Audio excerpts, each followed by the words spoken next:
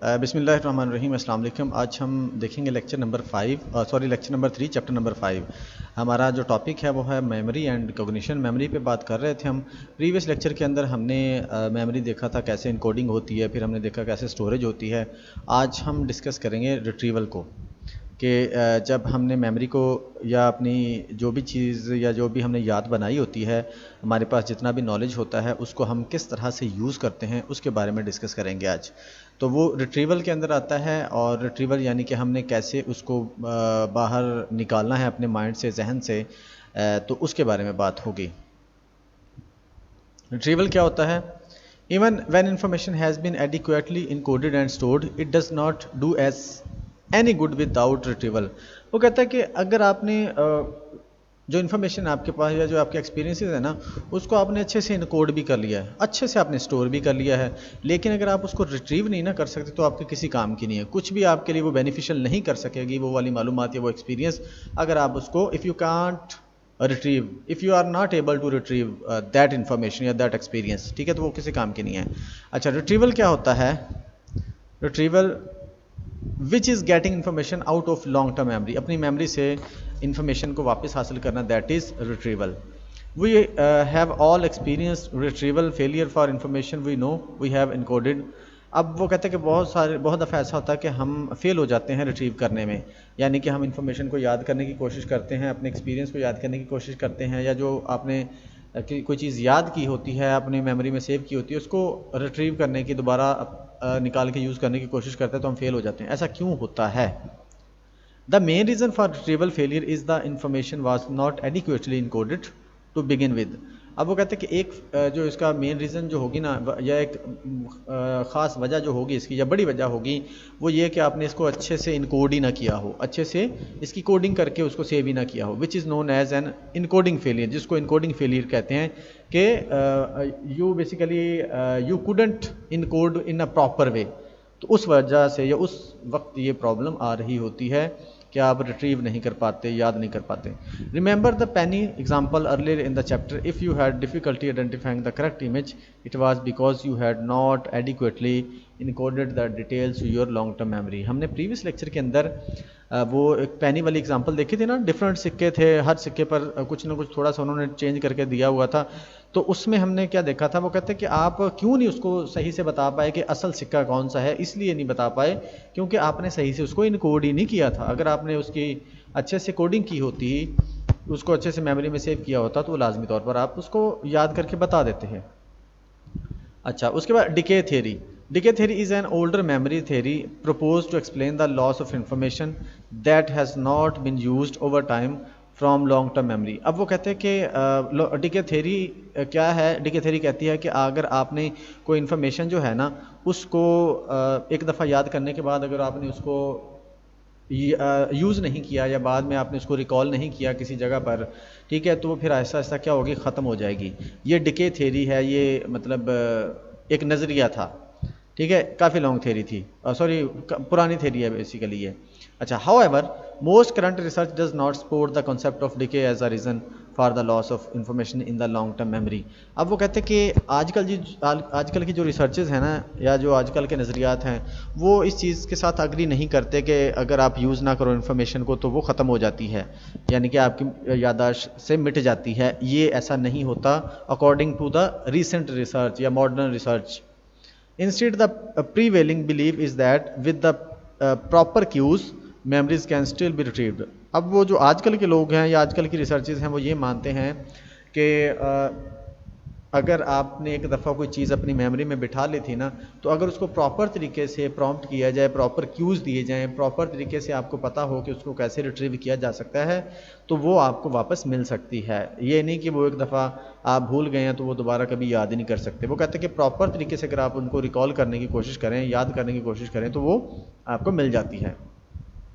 We are more likely to retrieve items from memory when conditions at retrieval are similar to the conditions under which we encoded them। अब ये बड़ी interesting सी एक चीज़ है कि वो कहते हैं कि रिट्रीवल का जो इंफॉर्मेशन को रिट्रीव करना या मेमोरी से निकाल के उनको यूज़ करना, उसका एक बेहतरीन तरीका ये होता है कि आप उसी कंडीशन में चले जाएं, उसी तरह के सर्कमस्टांसेस में चले जाएं जिस तरह के सर्कमस्टांसेस में आपने उसको याद किया था। कहते हैं कि जिस तरह के सर्कमस्टांसेस में आपने उसको याद किया था ना, अगर उसी सर्कमस्टांसेस में जाके आप उसको याद दोबारा करेंगे ना, तो आपको बेहतर तौर पर और जल्दी याद आ जाएगी। ठीक है, more likely to retrieve items, यानी कि आप वो ज़्यादा चांसेस हैं कि आप उसको रिट्रीव कर लें बेहतर तौर पर अगर उसी तरह के हालात में जाते हैं। कॉन्टेक्स्ट डिपेंडेंट लर्निंग, इसको ये बेसिकली वही है।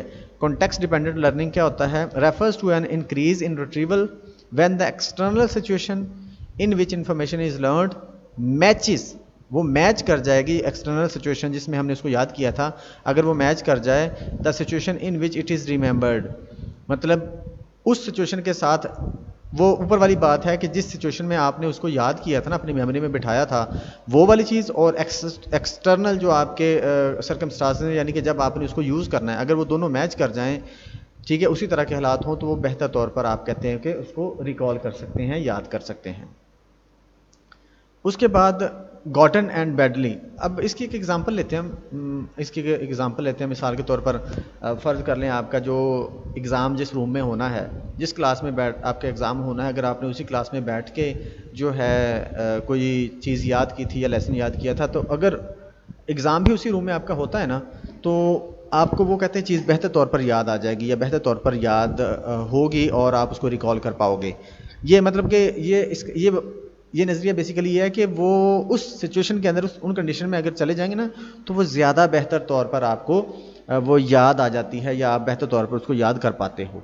इसका ये हरगिज़ मतलब नहीं है कि अगर वो हालात वैसे नहीं होंगे तो आप याद ही नहीं कर पाएंगे, ये नहीं मतलब। वो कहना ये चाहते हैं कि वो फिर पॉसिबिलिटी ज़्यादा बढ़ जाती है, चांसेस ज़्यादा बढ़ जाते हैं कि आप अच्छे से उसको रिट्रीव कर पाओगे।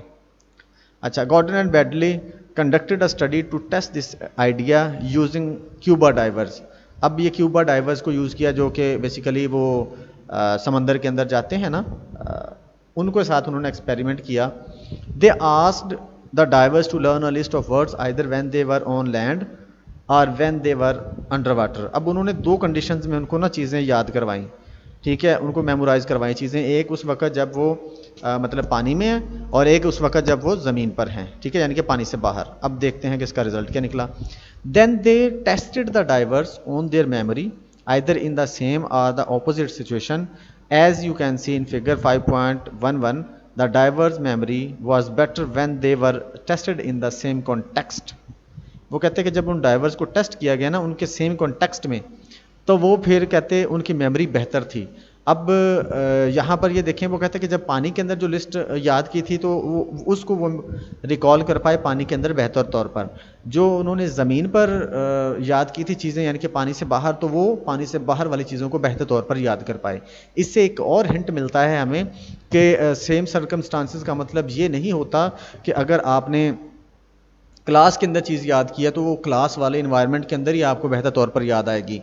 वो वाली चीज़ अगर हो तो वो तो बेहतरीन है ना, मतलब वो चीज़ भी मैटर करती है। लेकिन वो कहते हैं कि ये कंडीशंस पानी वाली और पानी से बाहर वाली भी हो सकती हैं, पुरसकून जगह और गैर पुरसकून जगह, ये कंडीशन भी हो सकती है। जैसे मिसाल के तौर पर अगर आपने अपने घर के कमरे में बैठ के पुरसकून तरीके से अगर तैयारी की है, कोई आपके आसपास शोर शराबा नहीं था, तो उसी तरह से अगर आप जाके पेपर भी देते हैं ना, यानी कि आपके आसपास शोर शराबा ना हो, पुरसकून तरीके से खामोशी हो आपके आसपास, तो वो सेम कंडीशन बन जाती है।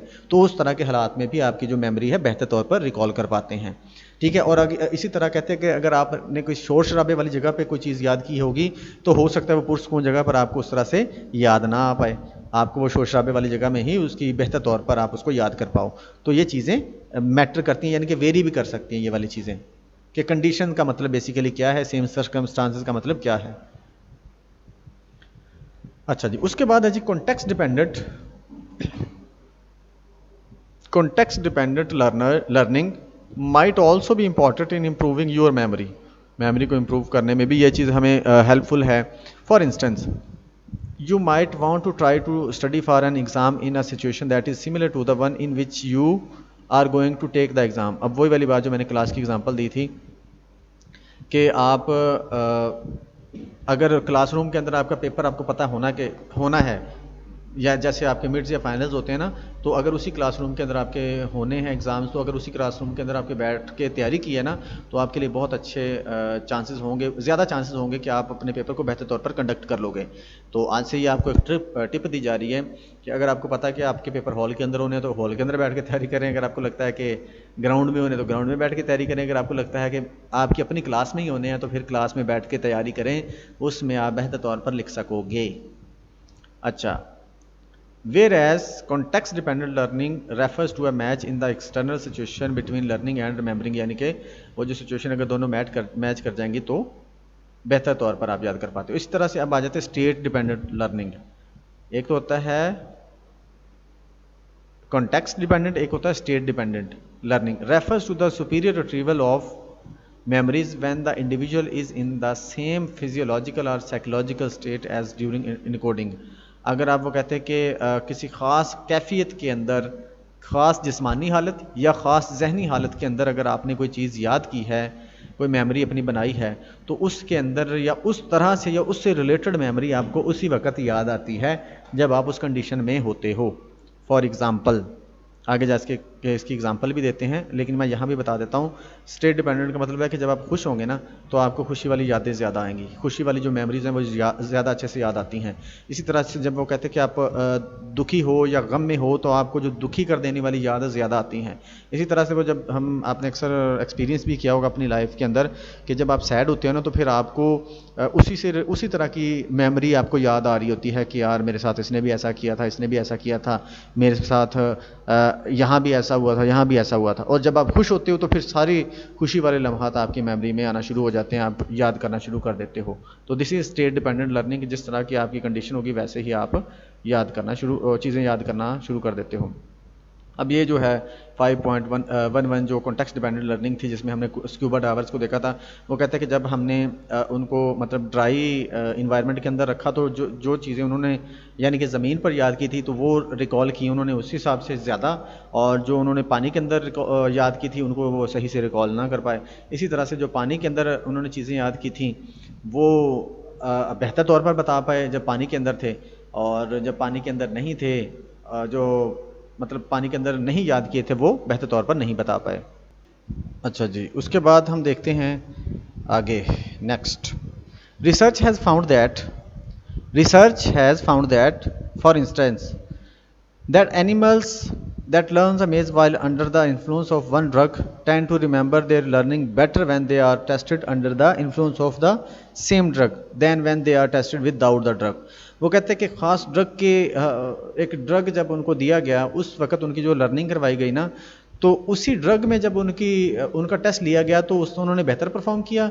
जब उस ड्रग में जब उनको वो ड्रग नहीं दिया गया था उस वक्त उसको जब टेस्ट किया गया तो वो उस तरह से परफॉर्म नहीं कर पाए जिस तरह से उन्होंने ड्रग लेते हुए या ड्रग वाली कंडीशन में परफॉर्म किया। क्यों? क्योंकि उनकी जो लर्निंग हुई थी ना वो ड्रग की कैफियत में हुई थी। ड्रग जब उनको दिया गया तो उसके बाद उसकी लर्निंग करवाई गई थी, तो रिजल्ट उसी के अकॉर्डिंग आए। Research with humans finds that bilinguals remember better when tested in the same language in which they learn the material। यानी कि जिस लैंग्वेज में उनको सिखाई गई चीज़ें उसी लैंग्वेज में जब टेस्ट किया गया तो बेहतर तौर पर वो बता पाए। इसी तरह से मूड स्टेट्स में also produce state dependent learning. People who learn information when they are in a bad mood rather than a good mood finds it easier to recall these memories when they are tested in the same mood. जिस mood में आपने learning करवाई है उसी mood में अगर आप देखना चाहते हो टेस्ट करोगे तो उसी मूड में उसी तरह की जो यादें उसको आएंगी या उस तरह के रिकॉल वो बेहतर तौर पर कर सकता है। It is easier to recall unpleasant memories than pleasant memories when we are sad. जब मैंने ऊपर एग्जांपल दी थी कि जब आप सैड हो गए ना तो वो जो सैड कर देने वाली मेमोरी या उससे रेलिवेंट यानी कि अनप्लेजेंट मेमोरीज है ना वो आपको बेहतर तौर पर याद आती हैं या बेहतर तौर पर आप उसको रिकॉल कर पाते हो। Then unpleasant ones when we are happy. जब हम हैप्पी होते हैं तो हमें वो जो तकलीफ देने वाली यादें होती हैं या सैड कर देने वाली यादें हैं वो उस तरह से नहीं हम उनको याद कर पाते या वो हमारे माइंड में नहीं आती। उसके बाद variations in the ability to retrieve information are also seen in the serial positioning curve. यानी कि आप इसमें वेरिएशन भी देखते हो। रिट्रीवल जब हम करते हैं ना चीज़ों को रिट्रीव करते हैं तो उसमें बेसिकली वेरिएशन भी होती है। कैसे? When we give people a list of words at a time words one at a time and then ask them to recall them. The results look something like those in figure 5.12. These results from the serial positioning curve. Serial positioning के तौर पर आए जैसे कि as people are able to retrieve more words presented to them at the beginning, वो ज़्यादा word recall कर पाए, मतलब रिट्रीव कर पाए जो उन्होंने स्टार्ट में याद किए थे, ठीक है, जो उन्होंने स्टार्ट में सीखे थे या पढ़े थे, वो बेहतर तौर पर बयान कर पाए। और कौन से कर पाए? End of the list than words presented in the middle of the list. जो वर्ड मिडल में दिए गए थे ना, वो कहते वो कम याद कर पाए, वो कम रिट्रीव कर पाए। जो स्टार्ट में और एंड में दिए गए थे ना, उनको वो बेहतर तौर पर या ज़्यादा याद कर पाए या ज़्यादा बेहतर तौर पर रिट्रीव कर पाए। This is serial positioning curve के जो स्टार्ट वाले वर्ड्स और एंड वाले वर्ड्स बेहतर तौर पर आपको याद रहते हैं दरमियान वाले वर्ड से, या दरमियान वाला जो डेटा होता है। इन वो स्टार्ट वाले और लास्ट वाले जो एंड वाले वर्ड्स हैं या डेटा है, उनके लिए ख़ास तरह के वर्ड्स या टर्म्स यूज़ की जाती हैं, वो देखते हैं। This pattern is caused by two retrieval phenomena. दो फिनोमेना कॉज करते हैं इसको। द प्राइमेसी इफेक्ट, इसको प्राइमेसी इफेक्ट कहते हैं। प्राइमेसी इफेक्ट का मतलब क्या होता है? Refers to a tendency to better remember stimulus that are presented early in the list. जो स्टिमुलस या जो चीज़ें जल्दी दिए जाएंगे ना, वो कहते हैं कि वो बेहतर तौर पर, यानी कि स्टार्ट में जो चीज़ें याद करवाई जाती हैं या बताई जाती हैं, वो बेहतर तौर पर याद की जा सकती हैं या याद हो जाती हैं। इसको बोलते हैं primacy effect. The recency effect दूसरा इफेक्ट होता है द रिसेंसी इफेक्ट। ये क्या होता है? Refers to the tendency to better remember stimuli that are presented later in a list. जो बाद में या लास्ट में दी जाती हैं चीज़ें या बताई जाती हैं, दिखाई जाती हैं, वो भी कहते हैं उसको टेंडेंसी याद करने की बेहतर होती है सेंटर वाली चीज़ों से, या सेंटर वाले जो दरमियान वाले वर्ड्स या डेटा होते हैं। अच्छा, while there are a number of explanations for primacy and recency effects, one of them is the effects of rehearsal on short term and long term memory। वो कहते हैं कि इनमें डिफरेंट इफेक्ट्स बताए जाते हैं, एक्सप्लेनेशंस दी जाती हैं इस चीज़ की, लेकिन उनमें से कुछ एक ये है कि रिहर्सल कैसे की गई है, किस तरह से की गई है। Because we can keep the last words that we learned in the presented list in short-term memory by rehearsing them before the memory test begins. They are relatively easily remembered। वो कहते हैं कि मतलब चूँकि वो स्टार्ट वाले words होते हैं, ठीक है, we keep last words because we can keep the last words that we learned in the presented list in short-term memory। हमारे जो लास्ट वर्ड होते हैं ना, वो कहते हैं कि वो जो शॉर्ट-टर्म मेमोरी में हमारे मौजूद होते हैं। by rehearsing them before the memory test begins they are relatively easily remembered. जब हमने मेमोरी टेस्ट देना होता है तो वो कहते हैं उनको हम मतलब जल्दी रिकॉल कर पाते हैं, उनकी रिहर्सल कर पाते हैं, क्योंकि हमने सीखे लास्ट में हैं, तो इसलिए वो सही तौर पर बयान हो जाते हैं। So the recency effect can be explained in terms of maintainer rehearsal in short term memory. इसको मेंटेनर रिहर्सल के तौर पर भी हम बयान कर सकते हैं, इसके ज़रिए से बयान कर सकते हैं। The primacy effect may also be due to rehearsal because we hear the first word in the list we start to rehearse it. जब वो कहते हैं कि दूसरा जो एक तो रिसेंसी है ना, कि रिसेंटली हमने जो वर्ड पढ़ा और रिसेंटली हमने वही चीज़ पढ़ी होती है जो हमने लास्ट में पढ़ी होती है, ठीक है। और जो प्राइमेसी इफेक्ट है, वो कहते हैं कि इस वजह से वो बेहतर तौर पर हम बयान कर पाते हैं, क्योंकि हम उसको उसकी रिहर्सल करना शुरू कर देते हैं जैसे हम सुनते हैं। पहले वर्ड आप सुनोगे तो आपके माइंड में वही वर्ड घूमता रहेगा, तो ये भी एक वजह होती है। Making it more likely that it will be moved for short term memory to long term memory, और ये पॉसिबल बनाता है कि वो शॉर्ट टर्म से लॉन्ग टर्म में चली जाए। The same is true for the other words that come early in the list. और यही वो कहते हैं इसी तरह से होता है कि जब जो अर्ली लिस्ट में आने वाले वर्ड होते हैं। However for the words in the middle of the list this rehearsal becomes much harder. अगर हम मिडल ऑफ लिस्ट में जाएं या मिडल वाले वर्ड्स या डेटा को याद करने की कोशिश करें, तो ये कहते हैं थोड़ा सा हार्डर हो जाता है, क्योंकि पहले वाले जो हमने पहले वाले हम इसलिए कर पाते हैं क्योंकि हमने सुने होते हैं ताज़ा, तो वो घूमते रहते हैं। और सेंटर वाले लास्ट वाले इसलिए हम याद रखते हैं क्योंकि वो लास्ट में हमने पढ़े होते हैं, ठीक है। जो सेंटर वाले होते हैं ना, तो पहले वाले और लास्ट वाले से ज़्यादा थोड़ा सा आप कह सकते हैं कि उनको याद करना हार्डर होता है, और उनके साथ मिक्सअप भी होने की कोशिश हो चुके होते हैं, या बेसिकली या आप इस तरह से समझ लें कि वो पीछे रह चुके होते हैं वर्ड। जो मिडल वाला डेटा होता है ना, वो पीछे रह चुका होता है। पहला तो इसलिए याद रहता है ना कि वो जब हम नई कुछ चीज़ सीखते हैं तो वो ज़्यादा मतलब माइंड में रहती है जब नई चीज़ एक्सपीरियंस करते हैं।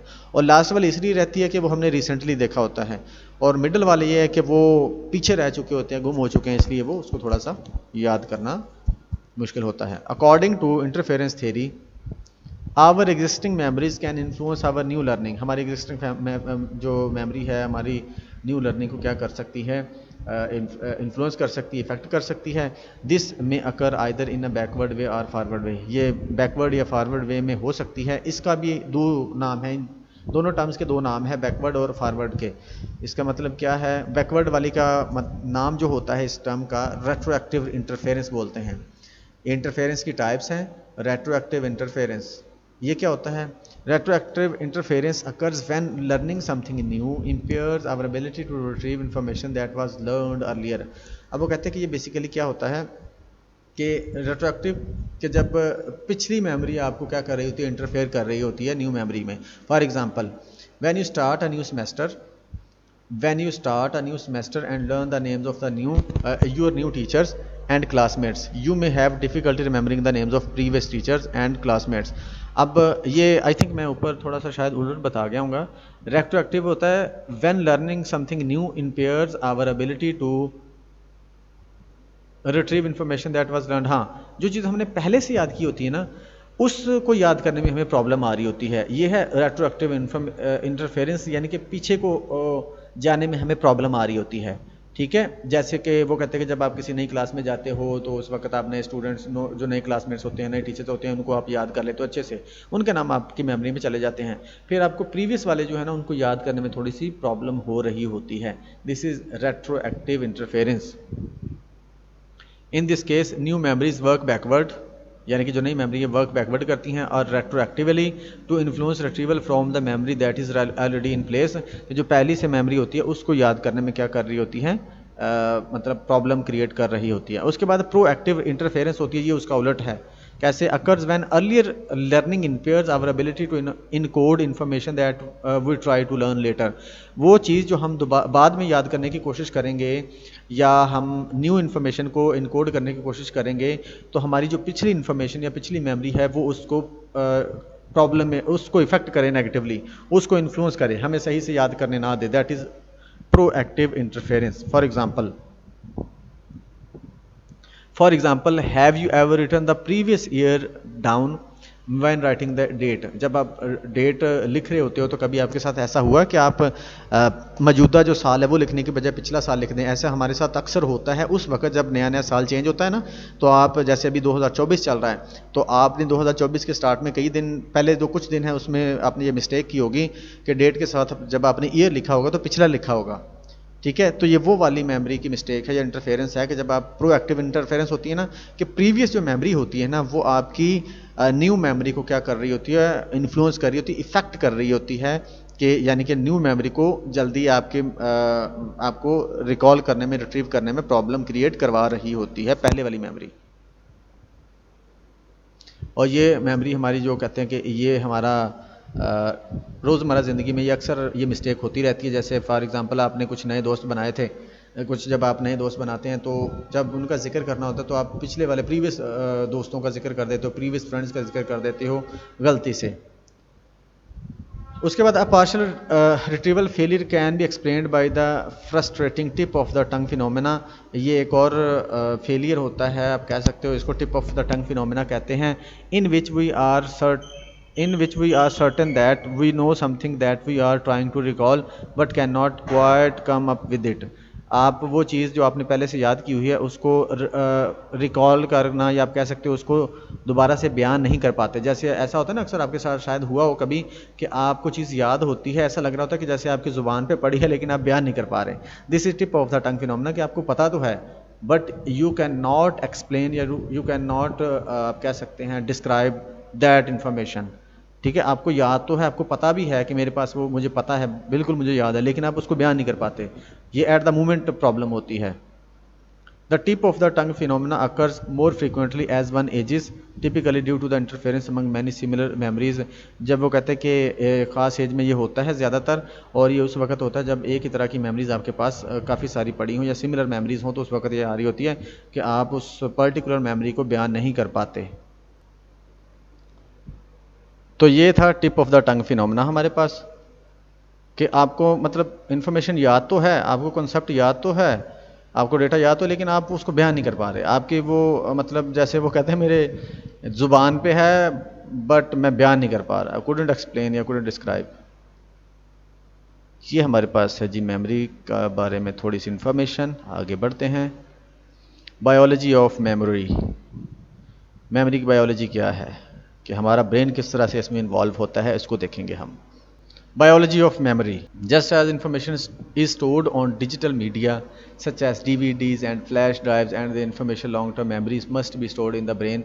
वो कहता है कि जैसे हम अपनी इन्फॉर्मेशन को, अपने डेटे को डिजिटल मीडिया पे स्टोर करते हैं, DVD वगैरह, फ्लैश ड्राइव वगैरह, अपने मेमोरी कार्ड वगैरह में या मोबाइल वगैरह में आप स्टोर करते हैं, बिल्कुल इसी तरह लॉन्ग टर्म मेमोरी में हमारी मेमोरी भी, ब्रेन के अंदर भी इसी तरह से मेमोरी स्टोर होती है। The ability to maintain information in long-term memory involves a gradual strengthening of the connections among the neurons in the brain. अब ये वाली चीज़ जो होती है ना, लॉन्ग टर्म मेमोरी जो डेवलप होती है, हमारी बननी होती है, उसमें एक हमारा ना ब्रेन एक तरह से प्रोसेस कर रहा था, ख़ास तरीके से प्रोसेस करता है उस चीज़ों को, तो वो ग्रेजुअल स्ट्रेंथनिंग उसको बोलते हैं, कि ग्रेजुअली स्ट्रेंथ उसकी इंक्रीज़ हो रही होती है, आहिस्ता आहिस्ता वो मेमोरी स्ट्रॉन्ग हो रही होती है, यानी कि दिमाग में अपनी क्या बना रही होती है, जगह बना रही होती हैं। Of the connections among the neurons in the brain, के उस मेमोरी से रिलेटेड कनेक्शन बिल्ड होना शुरू हो जाते हैं ब्रेन के अंदर। बड़ी इंटरेस्टिंग चीज़ है ये। When pathways in these neural networks are frequently and repeatedly fired, the synapses become more efficient in communicating with each other, and these changes create memory. जब वो कहते हैं कि आप बार बार किसी चीज़ को रिपीट करते हो ना, तो वो हमारे जो न्यूरल पाथवेज हैं, या आप कह सकते हैं न्यूरल जो न्यूरॉन्स ज़्यादा रिपीटेडली फायर होते हैं, अक्सर फायर होते रहते हैं। जब आप किसी चीज़ की रिहर्सल करते हैं या बार बार रिपीट करते हैं, तो फिर उस वजह से क्या होता है कि वो कम्युनिकेशन ज़्यादा एफिशिएंट होती जाती है और ज़्यादा स्ट्रॉन्ग होती जाती है। वहाँ पर जो है ना, उसकी जगह ज़्यादा बेहतर या मजबूत तौर पर बन जाती है। अब आपने ये देखा होगा, मिसाल के तौर पर आपने कभी देखा होगा, किसी आप गांव में से गुजरे तो आपने देखा हो फसल कोई उगी हुई है, लेकिन उसके अंदर इस तरह से रास्ता बना हो। ये वो वाला हिसाब है हमारे ब्रेन के अंदर, इस तरह से। अब होता ये क्या है, ये बेसिकली इसको बोलते हैं लॉन्ग टर्म पोटेंशिएशन। मैं इसको एक्सप्लेन करता हूँ, पहले हम इसको पढ़ लें। The process known as a long term potentiation refers to the strengthening of the synaptic connections between neurons as a result of frequent stimulation। कि अब अगर आप बार बार उस चीज़ को रिपीट कर रहे हैं या यूज़ कर रहे हैं ना इस इन्फॉर्मेशन को, तो हमारे ब्रेन के अंदर उसकी एक ख़ास जगह बन जाती है, उसका रास्ता बन जाता है, और वो परमानेंट रास्ता होता है। ठीक है, वो परमानेंट जब रास्ता बन जाता है तो वो फिर हमारी लॉन्ग टर्म मेमोरी बन जाती है। इसको बोलते हैं लॉन्ग टर्म पोटेंशिएशन। अब ये हमें यहाँ पर ये नज़र आ रहा है कि जब ये होता क्या है कि जब फसल उगती है ना, इस तरह से पौधे होते हैं, फिर होता क्या है कि वो फसल जो है ना, उसके आसपास करीब कोई रास्ता ना हो, फर्ज कर लेते हैं रास्ता ना हो गुजरने का, तो फिर लोग क्या करते हैं, उसके अंदर से गुजर जाते हैं। जब उसके अंदर से गुजरेंगे, एक शख्स गुजरा, फिर उसको देखते देखते दूसरा गुजरा, फिर तीसरा गुजरा, फिर चौथा, इस तरह कोई 15, 20 या 50 लोग जब गुजरते हैं ना, तो इस तरह से रास्ता बन जाता है, जैसे पिक्चर्स के अंदर आपको नज़र आ रहा है। तो मतलब कि एक टाइम ऐसा आता है कि ऐसे लग रहा होता है कि ये जानबूझ के रास्ता बनाया गया है, यानी कि इतना वो पक्का रास्ता या इतना वो आपको ऑर्गेनाइज्ड जो है ना रास्ता नज़र आ रहा होता है। वहाँ पर एक वो कह सकते हैं गली सी बन जाती है, बन्ना सा बन जाता है, सड़क सी बन जाती है। तो वो बेसिकली इसी तरह से हमारा ब्रेन करता है कि जब आप एक चीज़ को बार बार रिपीट करते हो, उसकी रिहर्सल करते हो ना, तो हमारे ब्रेन के अंदर भी उसके लिए एक परमानेंट रास्ता बन जाता है, और वो बेसिकली वो लॉन्ग टर्म मेमोरी ही होती है। This is called long term potentiation. अच्छा जी, उसके बाद drugs that block LTP reduce learning. वो कहते हैं वो ड्रग्स जो कि LTP को क्या कर दें, रिड्यूस कर दें, उसकी वजह से, यानी कि वो ब्लॉक कर दे, तो फिर उसकी वजह से लर्निंग भी रिड्यूस होना शुरू हो जाती है। Whereas drugs that enhance LTP increase learning. और ऐसी ड्रग्स जो कि इसको इन्हांस करती हैं LTP यानी कि लॉन्ग टर्म पोटेंशिएशन को, उससे लर्निंग हमारी बेहतर हो जाती है। Because the new patterns of activation in the synapse take time to develop. अब वो कहते हैं कि because the new pattern of activation in the synapse take time, अगर कोई नई चीज़ आएगी तो वो टाइम लेगी उसको क्या करने में, वहाँ पर जगह बनाने में। LTP हैपन्स ग्रेजुअली, क्योंकि ये आहिस्ता आहिस्ता होती है। The period of time in which LTP occurs and in which memories are stored in known and consolidation. अब वो जो पीरियड होता है ना जिसमें वो हमारी लॉन्ग टर्म मेमोरी या मेमोरीज डेवलप हो रही होती हैं और लॉन्ग टर्म मेमोरी का हिस्सा बन रही होती है, दैट इज़ कंसोलिडेशन।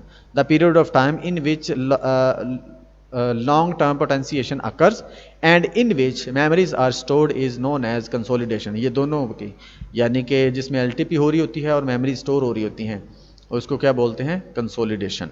याद रखिएगा।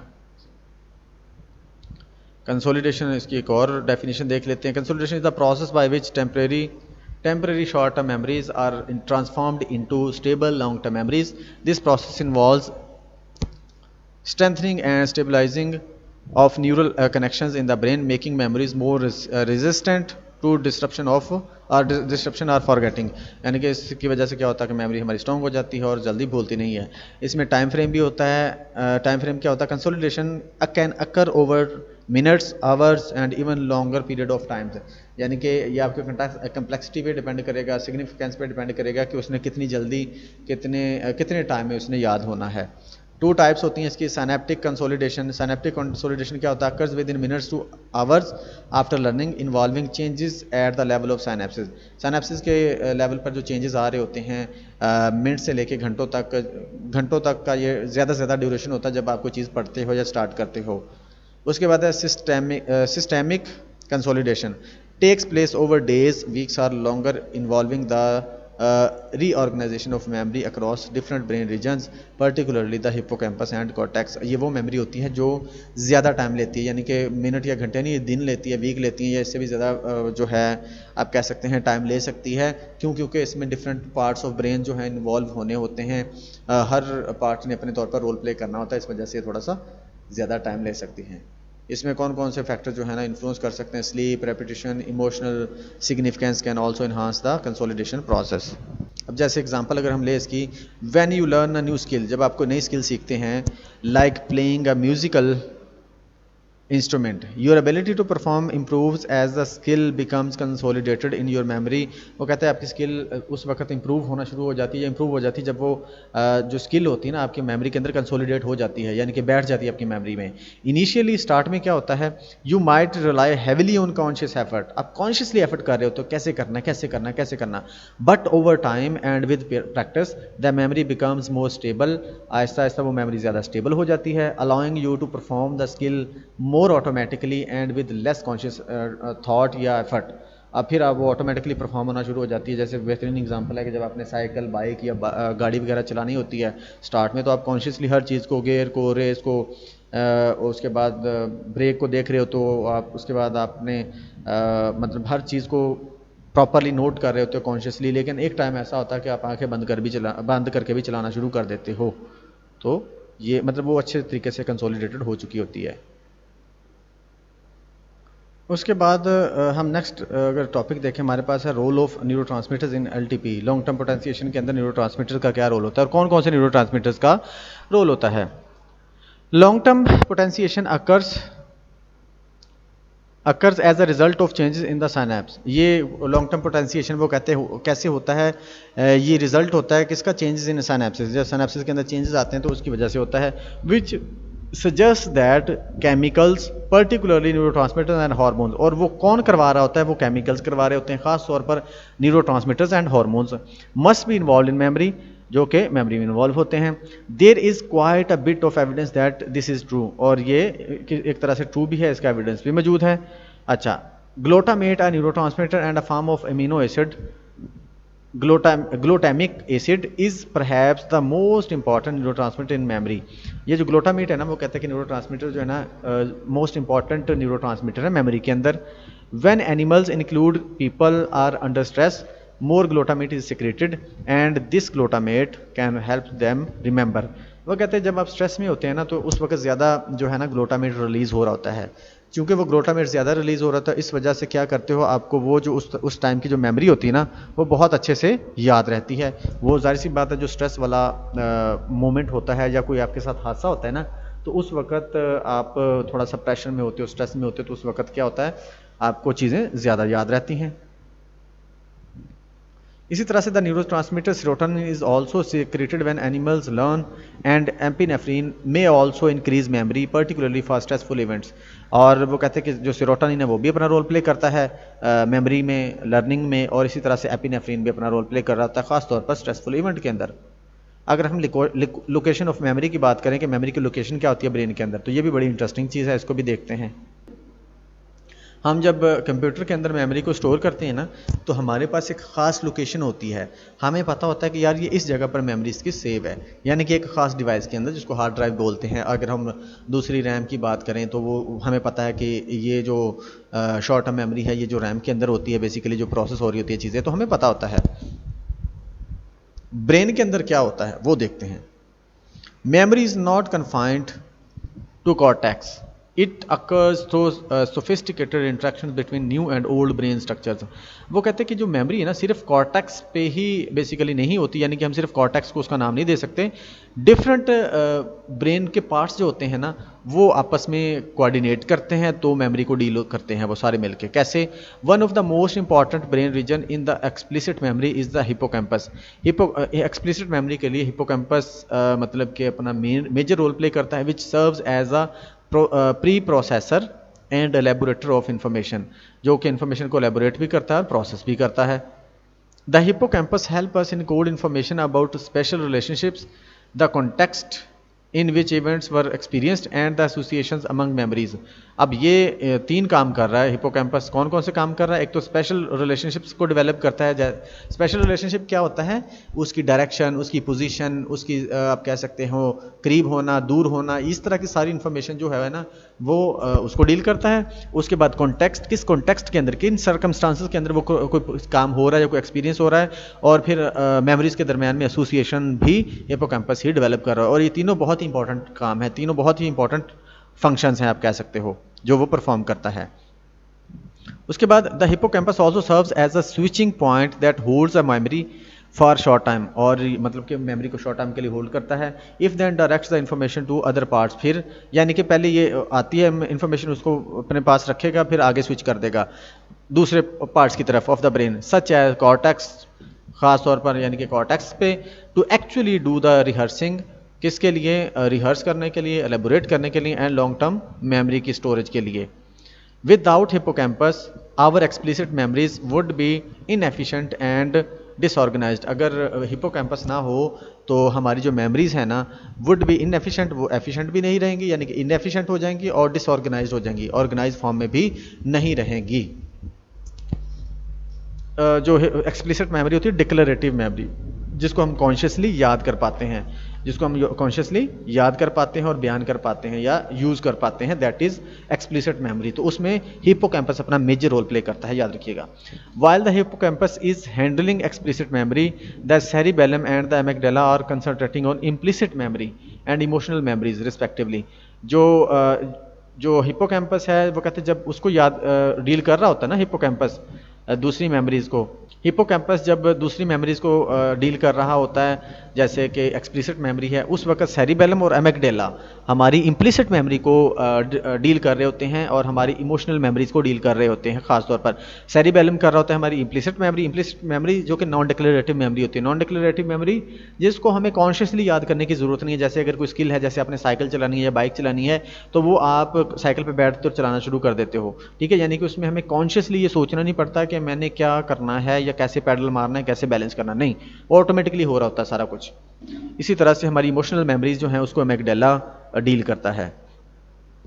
Researchers shows that the cerebellum is more active when we are learning associations and in priming task. जब हम एसोसिएशन और प्राइमिंग टास्क कर रहे होते हैं तो उसका जो है हमारा सेरिबेलम वो ज़्यादा रोल प्ले करता है। Animals and humans with damage to the cerebellum have more difficulty in classical conditioning studies. जब ये डैमेज होता है तो आप मतलब वो क्लासिकल कंडीशनिंग वाला जो आप कह सकते हैं फैक्टर है ना, उसमें प्रॉब्लम आना शुरू हो जाती है। The stage of many of our most important emotional memories and particularly those related to fear, और जो फियर वाली मेमोरीज होती हैं ना, is initiated and controlled by the amygdala.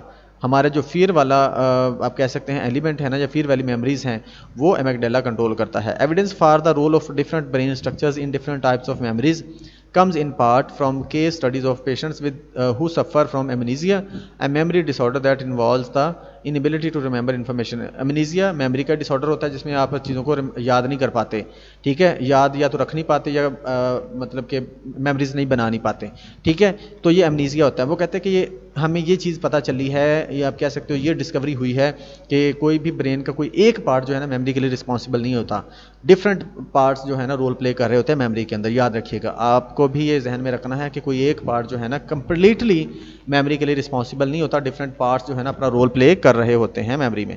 As with memory interference effects, amnesia can work in either a forward or backward. जैसे हमने interference की बात की थी, इस तरह से ये इसके भी दो टाइप्स होती हैं, ये भी फॉरवर्ड या बैकवर्ड मतलब के हो सकता है। एमनीजिया की भी दो टाइप होती हैं। अच्छा, अफेक्टिंग रिट्रीवल और इनकोडिंग, जो कि या तो रिट्रीवल को मतलब अफेक्ट करेगा या इनकोडिंग को। For people who suffer damage to the brain, for instance as a result of a stroke or other trauma, the amnesia may work backward. जो लोग ब्रेन डैमेज होता है जिनका स्ट्रोक की वजह से, ट्रॉमा की वजह से, तो उनका हो सकता है कि बैकवर्ड एमनीजिया हो उनको। उसको क्या बोलते हैं? Retrograde amnesia. ये देख लेते हैं क्या है बेसिकली। रेट्रोग्रेड एमनीजिया क्या होता है? A memory disorder that produce an inability to retrieve events that occurred before a given time. जब चूँकि ये एमनीजिया ज़्यादातर हादसे की वजह से होता है, ठीक है, किसी फिजिकल प्रॉब्लम की वजह से होता है, तो वो कहते हैं कि रेट्रोग्रेड एमनीजिया वो होता है कि जो फर्ज करे हादसा हुआ ना, हादसे से जो पहले की मेमोरी होगी ना उसको रिकॉल नहीं कर पाता बंदा, ठीक है। A memory disorder that produce an inability to retrieve events that occurred before a given time से पहले जो मतलब के मेमोरीज थी या इवेंट्स हुए हैं उनको याद नहीं कर पाता कोई individual. Because LTP takes time through the process of consolidation, retrograde amnesia is usually more severe for memories that occurred just prior to the trauma than for older memories. अब यहाँ पर उसका वो दे दिया लॉजिक कि ऐसा क्यों होता है, वो पहले वाली मेमोरीज क्यों भूल जाती हैं। वो कहता है कि चूंकि LTP यानी कि लॉन्ग टर्म पोटेंशिएशन जो है ना, वो आहिस्ता आहिस्ता होने वाला प्रोसेस है, तो उसमें टाइम लगता है। चूंकि टाइम लगता है तो जब हादसा हो जाता है या ट्रॉमा आता है तो वो फिर उन मेमोरीज़ पर हम फोकस नहीं कर पाते, या वो मेमोरीज़ हमारे जहन में नहीं रहती, या आप कह सकते हैं उन मेमोरीज़ को हमने लॉन्ग टर्म मेमोरी में अभी तक भेजा ही नहीं होता, क्योंकि उसमें टाइम लगना होता है। तो फिर क्या होता है, हमारी वो वाली मेमोरी जो है ना या तो याद ही नहीं कर पाते, या हम बना नहीं पाते, या फिर हमें मतलब जहन में रहती नहीं है। In fact events that occurred just before the trauma that caused the memory loss may never be recovered because they were not fully encoded। वो रिकवर नहीं होंगे जो मतलब थोड़े उस टाइम से पहले ही, ट्रॉमा से पहले जो चीज़ें आपके माइंड आपने की थी, एक्सपीरियंस हुआ था, उसको आप याद नहीं रख पाते। Organisms with damage to the hippocampus develop a type of amnesia that works in a forward direction to affect encoding known as anterograde amnesia। और अगर हिपोकैम्पस आप कहते हैं मतलब वो कहते हैं कि डैमेज होता है तो फिर एंटोग्रेड एमनीजिया डेवलप होता है जो इसका उलट है ऊपर वाले का। एंटोग्रेड एमनीजिया क्या होता है? Anterograde amnesia is the inability to transfer information from short term memory to into long term memory, making it impossible to form a new memories. इसकी वजह से हम नई मेमोरीज नहीं बना पाते, यानी कि हादसा हुआ है, ट्रॉमा हुआ है ना, उसके बाद से जो भी आपके एक्सपीरियंसेस होंगे ना, आप उनको लॉन्ग टर्म मेमोरी का हिस्सा नहीं बना पाएंगे, आपको वो याद ही नहीं रहेंगे बाद में, ठीक है। आने वाले जो मेमोरीज हैं वो आप नहीं बना पाते। This is anterograde amnesia. एक केस है हमारे पास। One well known case study was a man named Henry who had parts of his hippocampus remove to reduce where seizures. उसको सीजर्स था, ठीक है, उसको कम करने के लिए हिप्पोकैम्पस के कुछ पार्ट्स को ना रिड्यूस कर दिया गया, निकाल दिया गया। फॉलोइंग द ऑपरेशन मेलोजन, ये उसका जो नाम है हेनरी, इनके नाम भी अजीब से होते हैं, हेनरी मैं कह देता हूँ इधर। Henry developed virtually complete anterograde amnesia. वो कहते हैं उनको एंटोग्रेड एमनीजिया हो गया था। Although he could remember most of what he had happened before the operation, operation से पहले वाली चीज़ें वो कहते हैं उनको याद थी। And particularly what had occurred early in his life, ख़ास तौर पर जो उसकी लाइफ में पहले हुए, यानी कि उसकी जो पहले वाली लाइफ थी उसके बारे में उसको याद था, अर्ली लाइफ ख़ास तौर पर। he could no longer create new memories, लेकिन वो नई मेमोरीज नहीं बना पाता था। उसके बाद Henry was sad to have read the same magazines over and over again without any awareness of having seen them before। अब वो कहते हैं कि होता ये था कि वो एक ही मैगज़ीन को बार बार पढ़ता था, वो इस मतलब सोच के साथ या इस वजह से पढ़ता था कि उसको लगता था कि मैंने पहले पढ़ा ही नहीं इसको, तो वो बार बार उसको पढ़ता था। ये एग्जांपल थी एंटोग्रेड अमनीजिया की कि वो नई मेमोरी नहीं बना पा रहा था। कि एक मैगज़ीन को जब आपने उठाना है, उसको एक दफ़ा पढ़ना है, थोड़ी देर बाद दोबारा उसको उठाना है तो वो आपको लगेगा कि मैंने पहले पढ़ा ही नहीं है, यानी कि न्यू मेमोरी आपकी बनी ही नहीं। Case of anterograde amnesia also provide information about the brain structures involve in different types of memories. मतलब ये भी हमें बताता है कि डिफरेंट टाइप्स की मेमोरीज में हमारे डिफरेंट ब्रेन स्ट्रक्चर जो है ना वो इन्वॉल्व होते हैं। Although Henrys explicit memory was compromised because his hippocampus was damaged. His implicit memory was not because his cerebellum was intact. वो कहते हैं कि उसकी जो है ना एक्सप्लिसिट मेमोरी डैमेज हुई थी, यानी कि एक्सप्लिसिट मेमोरी जो है वो डिस्टर्ब हुई थी, उसकी इम्प्लिसिट मेमोरी है ना वो डिस्टर्ब नहीं हुई थी। क्यों? क्योंकि एक्सप्लिसिट मेमोरी का जो रिस्पॉन्सिबल होता है वो हिपोकैम्पस है, और इम्प्लिसिट मेमोरी के लिए जो रिस्पॉन्सिबल है हमारे ब्रेन का पार्ट वो सेरिबेलम है। तो इस वजह से भी वो कहते हैं कि ये भी हमें बताता है कि ब्रेन के डिफरेंट पार्ट्स जो है ना हमारी मेमोरी को कंट्रोल करते हैं। He could learn to retrace shapes in a mirror and a task that requires procedural memory, but he never had any explicit recollection of having performed this task of the people who administered the test to him. मतलब कि उसको जो explicit memory है ना, consciously चीज़ें याद ही नहीं है, कॉन्शियसली वो कोई चीज़ याद कर ही नहीं पाता, जबकि जो कोई स्किल है या इस तरह का कोई टास्क वगैरह है जो उसने पहले परफॉर्म किया था तो वो उसको कर पाता था। Although some brain structures are particularly important in memory, this does not mean that all memories are stored in one place. मतलब कि वो कहते हैं कि अगरचे हमारे ब्रेन स्ट्रक्चर्स जो है ना पर्टिकुलरली इंपॉर्टेंट है मेमोरी के लिए, खास तौर पर कोई मतलब कि जैसे हिपोकैम्पस की बात है, एमिगडाला या सेरिबेलम की, तो वो कहते हैं कि बहुत इंपॉर्टेंट है कुछ पार्ट्स, लेकिन इसका ये मतलब नहीं कि सारी मेमोरी उसी जगह पर स्टोर होती है। The American psychologist Carl Lashley attempted to determine where memories were stored in the brain by teaching rats how to run mazes. उसने पहले चूहों को सिखाया कि कैसे जो है पजल को सॉल्व करना है, and then listening different brain structures to see if they were still able to complete the maze. फिर उसने उसके ब्रेन जो चूहे थे ना उनके ब्रेन के डिफरेंट पार्ट्स को उसने डैमेज किया जानबूझ के। दिस आइडिया पहले उनको सिखाया, मतलब कि जो आप कह सकते हैं मेज़ या आप कह सकते हैं पजल, उसको सिखाया कैसे इसको करना है कंप्लीट। बाद में ब्रेन के डिफरेंट पार्ट्स को उसने क्या किया, डैमेज किया जानबूझ के। This idea seemed straight forward and Lashley expected to find that memory was stored in a certain parts of the brain। उसका ये आइडिया था मतलब इंस्टेड ही उसका ये आइडिया था कि जो हमारी मतलब कि मेमोरी है ना वो किसी खास जगह पर स्टोर होती है। Instead he discover that no matter where he removed brain tissues the rats retained at least some memory of the maze. वो कहते हैं कि उसने चूँकि कुछ पार्ट्स जो है ना वो रिमूव कर दिए थे उसके ब्रेन के, लेकिन इसके बावजूद वो जो है ना जो पजल है उसको किसी ने उसका कुछ ना कुछ हिस्सा या कुछ ना कुछ मेमोरी उनके माइंड में उसके जहन में थी और उसको वो परफॉर्म कर रहे थे। Leading him to conclude that, ये चीज़ की वजह से उसने क्या नतीजा निकाला, leading him to conclude that memory is not located in a single place in the brain but rather is distributed around it. हमारी मेमोरी जो होती है ना वो एक जगह पर स्टोर नहीं होती ब्रेन में, बल्कि वो डिफरेंट जगहों पर स्टोर हो रही होती है। ब्रेन के अंदर हमारी मेमोरी किसी एक जगह पर स्टोर नहीं होती, डिफरेंट जगह पर स्टोर होती है। एक तो मतलब इसके दो पहलू हैं, याद रखिएगा। एक तो यह कि डिफरेंट मेमोरीज जो है ना जैसे एक्सप्लिसिट है और इम्प्लिसिट है, इसको डिफरेंट पार्ट्स जो है ना वो हैंडल करते हैं। दूसरी इंपॉर्टेंट चीज़ ये है कि वो जो एक्सप्लिसिट मेमोरी वाला हमने देखा ना हिस्सा, एक्सप्लिसिट मेमोरी को हिपोकैम्पस कंट्रोल करता है, लेकिन वो कहते हैं कि वो सारी की सारी एक्सप्लिसिट मेमोरी सिर्फ हिपोकैम्पस पे नहीं स्टोर हो रही, वो ब्रेन के किसी ना किसी और पार्ट पे भी स्टोर हो रही है। यानी कि हो सकता है मेजर हिस्सा जो है हिपोकैम्पस पे हो, लेकिन उसका कुछ ना कुछ हिस्सा दूसरे पार्ट्स पे भी होता है।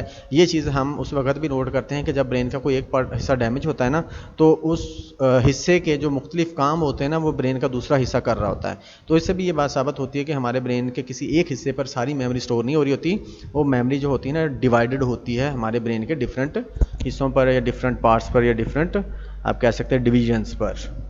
तो ये था जी आज का लेक्चर। उम्मीद है कि आपको समझ आई होगी और इम्पोर्टेंट लेक्चर था। सुनने के बाद इसका फीडबैक भी ज़रूर दीजिएगा। ओके जी, अल्लाह हाफिज़।